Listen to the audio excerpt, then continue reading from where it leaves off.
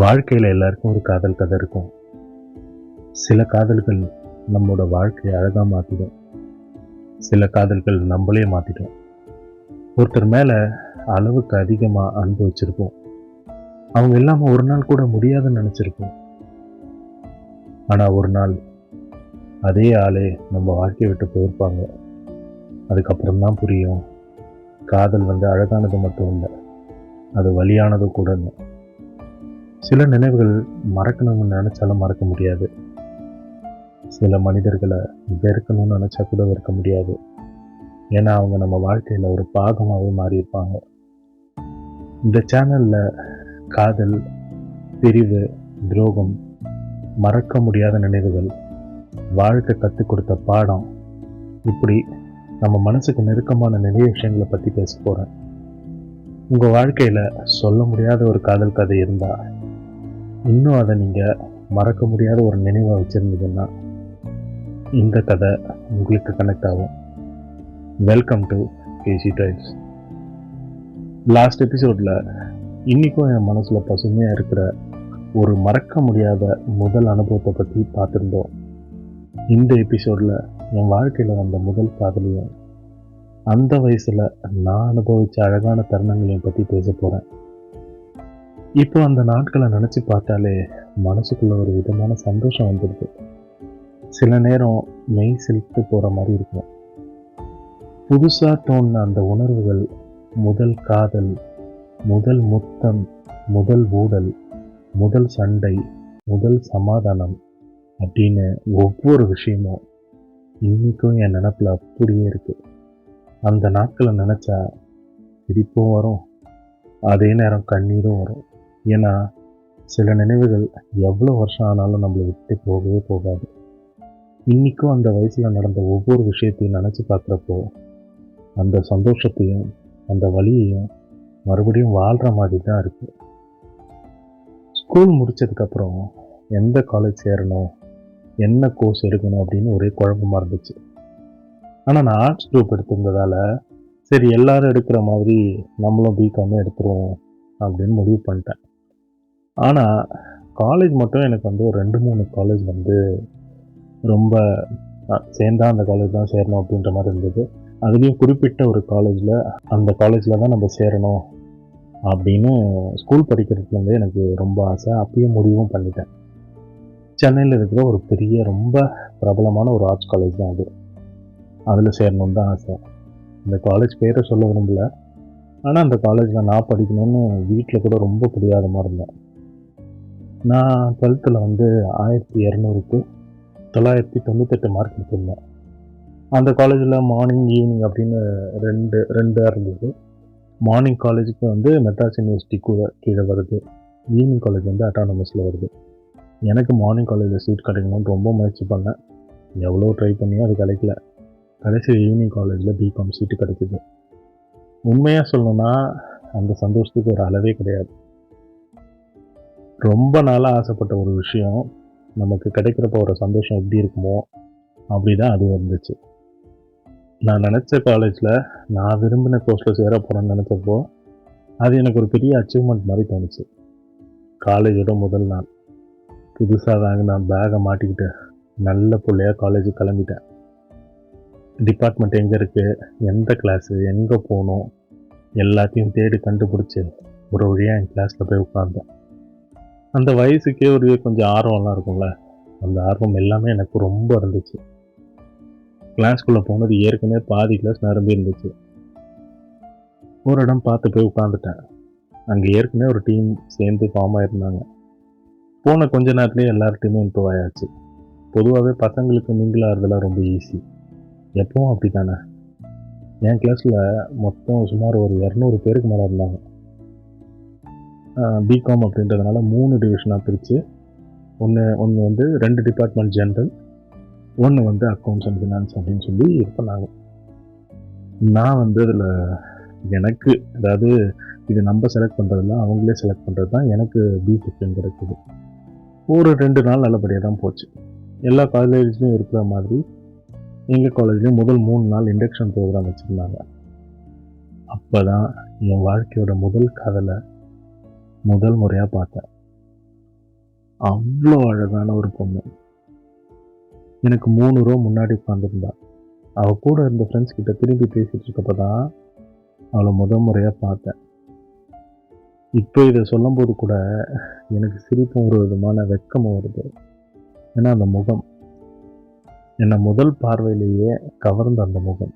அது யாருன்னு தெரியாது, எந்த டிபார்ட்மெண்ட்னு தெரியாது, பேர் தெரியாது. இப்போது எனக்கு அவளை பிடிச்சிருக்கு. ஆனால் அதை அவளுக்கு எப்படி தெரிய வைக்கிறதுன்னு தெரில. அந்த யோசனையிலேயே அடுத்த 3 நாளும் ஓடிடுச்சு. வழக்கம் போல் காலேஜுக்கு போவேன். ஆனால் கிளாஸில் இருக்கிறத விட அவங்கள தேடுறதுல தான் அதிக நேரம் போச்சு. ஒரு தடவையாவது திரும்பி பார்க்க முடியுமா அப்படின்னு சொல்லி கேன்டீனு, லைப்ரரி, காரிடாரு, கிரவுண்டு எங்கெல்லாம் தேட முடியுமோ அங்கெல்லாம் தேடினேன். ஆனால் அவளை மட்டும் மறுபடியும் பார்க்கவே முடியல. கடைசியாக அந்த நாளும் வந்துச்சு. ரொம்ப நாள்லாம் இல்லை, ஒரு 10 நாள் அப்புறம்தான் நான் தேடிட்டே இருந்த என் காதலை மறுபடியும் பார்த்தேன். ஆனால் இந்த தடவை கேன்டீன்லேயோ லைப்ரரியிலையோ இல்லை, என் டிபார்ட்மெண்ட்லேயே, என் கோர்ஸ்லேயே, செக்ஷன் மட்டும் வேறு. உண்மையை சொல்லணுன்னா அவளை அங்கே பார்க்க போகிறேன்னு நான் கனவுல கூட நினச்சி பார்க்கல. வாழ்க்கையில் முதல் தடவையாக ஒரு விதமான த்ரில்லான உணர்வு, அந்த ஃபீலிங் அப்போ தான் நான் அனுபவித்தேன். அதுக்கப்புறம் நான் சும்மா இருப்பேனா? நல்ல வேலையாக அந்த செக்ஷனில் எனக்கு ஏற்கனவே கொஞ்சம் ஃப்ரெண்ட்ஸ் இருந்தாங்க. அதனால் தினமும் ஏதாவது ஒரு ரீசன் சொல்லிட்டு அந்த செக்ஷனுக்கு போவேன், அவளை பார்ப்பேன், அவளை தான் க்ராஸ் பண்ணி போவேன், அவளுக்கு தெரியாமலே அவளை ரசிப்பேன். பொண்ணுங்களுக்கு யாரெல்லாம் அவங்கள பார்க்குறாங்கன்னு தனியாக சொல்லித்தர வேண்டிய அவசியம்லாம் இல்லை, அவங்களுக்கே ஈஸியாக தெரிஞ்சிடும். ஆனால் எனக்கு அதெல்லாம் அப்போ புரியல. தினமும் போய் அந்த கிளாஸ் வாசலில் நிற்பேன். ஒரு கட்டத்தில் செக்ஷன் மாற்றவே ட்ரை பண்ணேன், ஆனால் அது மட்டும் நடக்கலை. இப்படி தினமும் அவளை பார்த்துக்கிட்டு அவளை பற்றியே யோசிச்சுக்கிட்டே கிட்டத்தட்ட ஒரு 6 மாதம் ஓடிடுச்சு. என் கூட இந்த ஃப்ரெண்ட்ஸ் எல்லாருக்கும் இந்த விஷயம் பரவிடுச்சு. இவ தான் உன்னோட ஆள் அப்படின்னு சொல்லி கேட்கவும் ஆரம்பிச்சிட்டாங்க. எல்லாருக்கும் தெரிஞ்சும் போச்சு. சொல்லப்போனால் அவங்களுக்கு ஏற்ற ஆளை கண்டுபிடிச்சிட்டாங்க. எனக்கு இவளை நானே செலக்ட் பண்ண மாதிரி. நல்ல வேலையாக இந்த 6 மாதத்தில் அவளை லவ் பண்ணுறேன் அந்த மாதிரிலாம் சொல்லிட்டு யாரும் வரல. அதனால் நானும் கொஞ்சம் நிம்மதியாக இருந்தேன். அப்படியும் ஒருத்தன் வந்தான், ஆனால் நான் விடலை. அது வேற ஒரு கதை. இப்படி போயிட்டே இருக்கும்போது முதல்ல இன்டர்னல்ஸ் எக்ஸாம்னு ஒன்று வைப்பாங்க. அது வந்துச்சு. அந்த நேரத்தில் தான் எனக்கு அவகிட்ட பேசவும் அவளோட கொஞ்சம் நெருக்கமாகவும் ஒரு வாய்ப்பு கிடைச்சிது. அது என் காலேஜ் வாழ்க்கையில் ரொம்ப சந்தோஷமான நாட்கள். தினமும் ஒரு எக்ஸாம் முடிஞ்சதும் கொஞ்ச நேரம் ஃப்ரெண்ட்ஸோடு பேசிட்டு வீட்டுக்கு கிளம்பிடுவேன். அப்படி தான் அந்த நாள் 3வது எக்ஸாம்னு நினைக்கிறேன், சரியாக தெரியல. எக்ஸாம் ஹாலுக்குள்ளே பேக் எடுத்துகிட்டு போகக்கூடாது. ஸோ எல்லாரும் அவங்களோட பேக்கை வெளியே வச்சுட்டு தான் உள்ளே போவாங்க. எக்ஸாம் முடிச்சுட்டு வெளியே வந்தப்போ ஒரு மாதிரி ஒரு பரபரப்பாக இருந்தது. அப்புறம் அவள் கூட சேர்ந்த 2 ஃப்ரெண்ட்ஸு வெளியே நின்று அழுதுட்டு இருந்தாங்க. என்ன ஆச்சுன்னு விசாரிச்சா அவங்க மொபைல் ஃபோனை எல்லாமே பேக்கில் வச்சுட்டு உள்ள எக்ஸாம் எழுத வந்திருக்காங்க. அதை யாரோ திருடிட்டு போயிருந்தாங்க. சாதாரணமாக இருந்தேன்னா சூப்பர் ஹீரோ ஆகுற மாதிரி ஒரு டைம் வந்துச்சு. நம்ம ஆளுக்கு ஏதாவது ஒரு பிரச்சனைனா காதலிக்கிற எல்லா பசங்களும் சூப்பர் ஹீரோ தானே, அப்படி தான் நானும். அவங்க அழுதுகிட்டே நிற்கிறத பார்த்து உடனே என் ஃப்ரெண்ட்ஸுக்கு எல்லோரும் கால் பண்ணேன். அப்புறம் நேராக காலேஜ் ஹெச்ஓடிக்கிட்ட போய் விஷயத்த சொன்னேன். அவங்களும் போலீஸ் கம்ப்ளைண்ட் கொடுக்க சொன்னாங்க. நானும் அவங்க கூடவே இருந்து கம்ப்ளைண்ட்லாம் கொடுத்தேன். இஎம்ஐ நம்பர் வச்சு ஸ்டேஷனில் கம்ப்ளைண்ட் பண்ணோம். அதே நேரத்தில் என்னால் முடிஞ்ச எல்லா ஹெல்ப்பும் பண்ணேன். கண்டிப்பாக மொபைல் கிடச்சிரும், கவலைப்படாதீங்கன்னு நம்பிக்கை கொடுத்து அவங்கள வீட்டுக்கு அனுப்பி வச்சுட்டு வந்தேன். என் ஆள் இம்ப்ரெஸ் ஆனாங்களோ இல்லையோ தெரியல, ஆனால் அவளோட ஃப்ரெண்டு என் மேலே ரொம்ப இம்ப்ரெஸ் ஆகிட்டாங்க. அதுக்கப்புறம் அண்ணான்னு கால் பண்ணி பேச ஆரம்பிச்சிட்டாங்க. நானும் இதான் சரியான சான்ஸ்ன்னு நினச்சேன். அவங்க மூலமாக என்னோட லவ்வை அவளுக்கு தெரிய வைக்கலான்னு முடிவு பண்ணேன். உண்மையாக சொல்லணும்னா அந்த நாள் அவள் அழுததை பார்த்து என்னால் சும்மா இருக்க முடியல. அதனால தான் ஹெல்ப் பண்ண வந்தேன் அப்படின்னு அவள் ஃப்ரெண்டுக்கிட்டே ஓப்பனாக சொல்லிட்டேன். ஒரு விஷயத்த பொண்ணுங்கக்கிட்ட யாருக்கிட்டையும் சொல்லாத அப்படின்னு சொன்னால் என்ன ஆகும்னு எல்லாருக்கும் தெரியும். கண்டிப்பாக சொல்லுவாங்க, அதுவும் யாருக்கிட்டையும் சொல்லாதன்னு சொல்லிகிட்டே சொல்லுவாங்க. அப்படி தான் நான் சொல்லாமலே என் காதல் அவகிட்ட போய் சேர்ந்துச்சு. போலீஸ் ஸ்டேஷனில் கம்ப்ளைண்ட் கொடுத்த 2 நாள்லேயே ஒரு கால் வந்துச்சு. மொபைல் கிடச்சிருச்சு, வந்து வாங்கிக்கோங்க. உடனே நான் மட்டும் ஸ்டேஷனுக்கு போனேன்.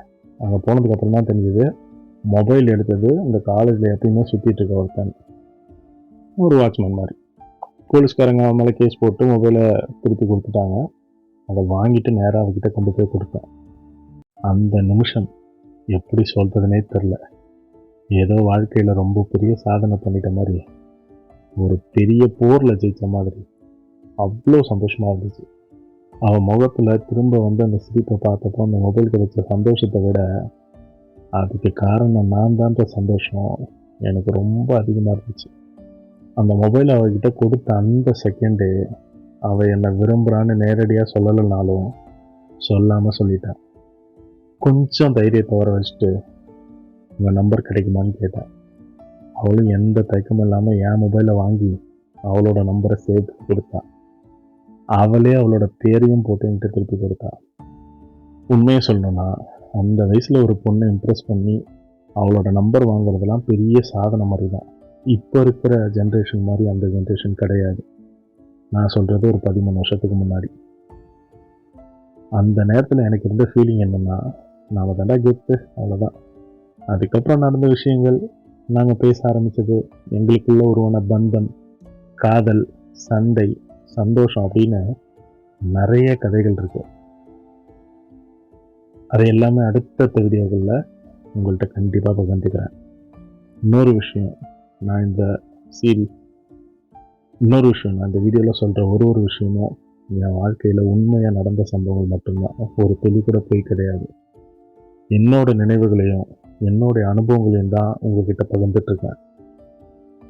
இது உங்களுக்கு பிடிச்சிருக்கும். உங்கள் வாழ்க்கையில் ஏதாவது ஒரு மொமெண்ட்டோடு இது கனெக்ட் ஆகிருக்கும்னு நம்புகிறேன். வீடியோ பிடிச்சிருந்தா ஒரு லைக் பண்ணுங்கள். உங்கள் கருத்துக்களை கமெண்ட்டில் சொல்லுங்கள். இன்னும் இந்த பயணத்தில் என்னோட கூட வரணும்னா சேனலை சப்ஸ்கிரைப் பண்ணிக்கோங்க. நன்றி என் நண்பர்களே. மீண்டும் அடுத்த வீடியோவில் சந்திப்போம்.